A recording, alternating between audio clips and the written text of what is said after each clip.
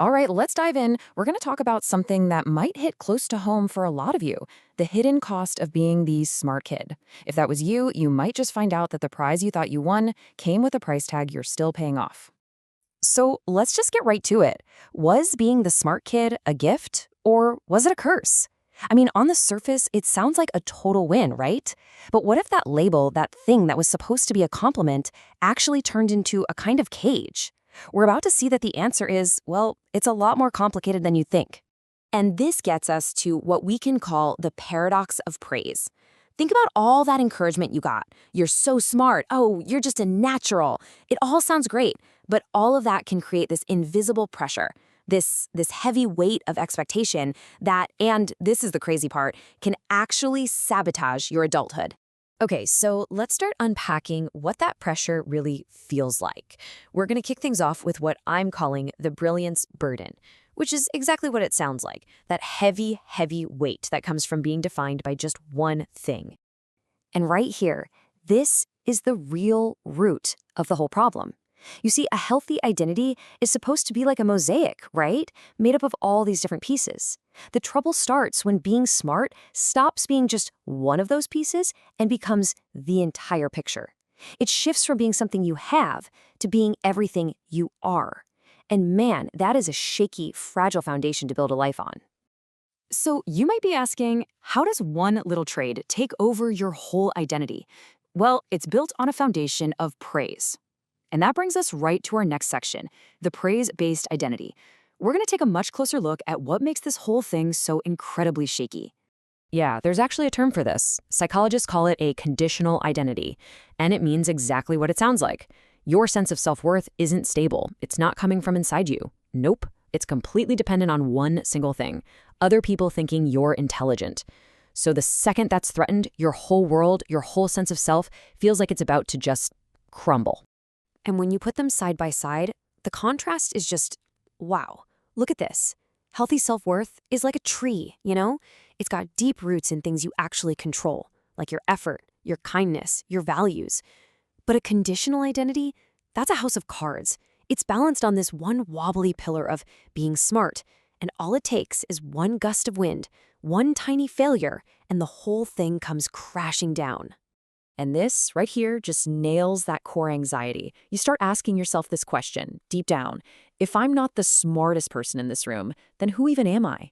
Because when your whole identity is built on being number one, coming in second feels exactly like being nothing at all. That terrifying question leads us straight into our next big idea, the fear of falling short. See, when your identity is that fragile, your main goal in life changes. It's not about growth anymore. It's about self-preservation. You basically become a full-time bodyguard for your own ego, and you're protecting it no matter what. And that fear just completely rewires your motivation.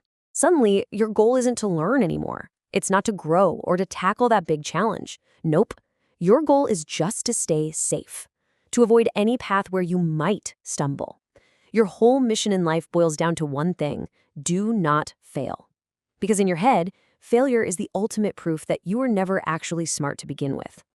And this way of thinking, it locks you into this really nasty avoidance cycle. Let's break it down. Step 1. Your core belief is, my entire value comes from being smart.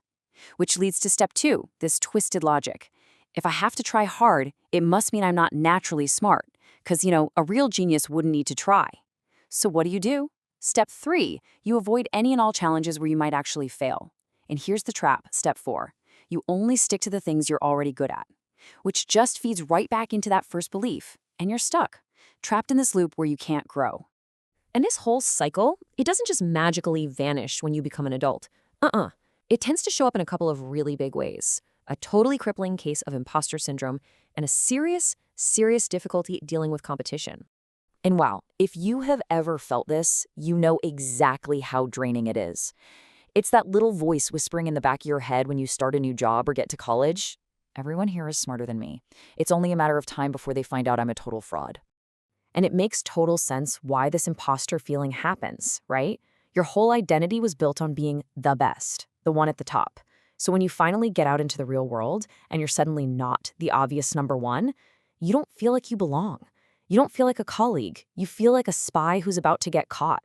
Which, of course, brings us to the next massive challenge. What happens when you're not the big fish in the small pond anymore? You get to that top-tier university or you land that dream job, and all of a sudden you're surrounded by people who are just as smart as you are. Or gasp, maybe even smarter. For someone whose whole identity is based on praise, this is a huge shock to the system. I mean, you go from floating on top without even trying to suddenly having to paddle like crazy just to keep up. And that directly attacks that core belief that you're naturally smart. So something that should feel totally normal, like working hard to grow, instead feels like this massive personal failure. Okay, so if that's the trap, how do we get out of it? That's what we're talking about in our final and honestly most important section, moving beyond the SMART label and figuring out how to build some real lasting resilience. All right, let's just quickly recap everything we've covered. We saw how that one little label, SMART, can build a super fragile conditional identity. We tracked how that identity creates this deep, deep fear of failure, and how that fear then spins out into avoiding challenges, feeling like an imposter, and struggling with competition. But listen, the most important thing to take away from all this is a simple, powerful truth. Your worth is not, and has never, ever been, tied to how smart you are. Now, the point of all this isn't to pretend you're not smart or to stop valuing your brain. Not at all. The real goal is to expand your definition of who you are. It's about building an identity that's way bigger and richer and stronger than any single label could ever capture. It's about becoming a whole, complex person and finally leaving that tiny little box behind. So, I'm going to leave you with one final question to really chew on. Seriously, take a second and ask yourself this. What could you achieve? What new skills could you learn? What passions could you finally go after if you just gave yourself permission to look a little foolish while you were learning? Something to think about. Thanks for joining me.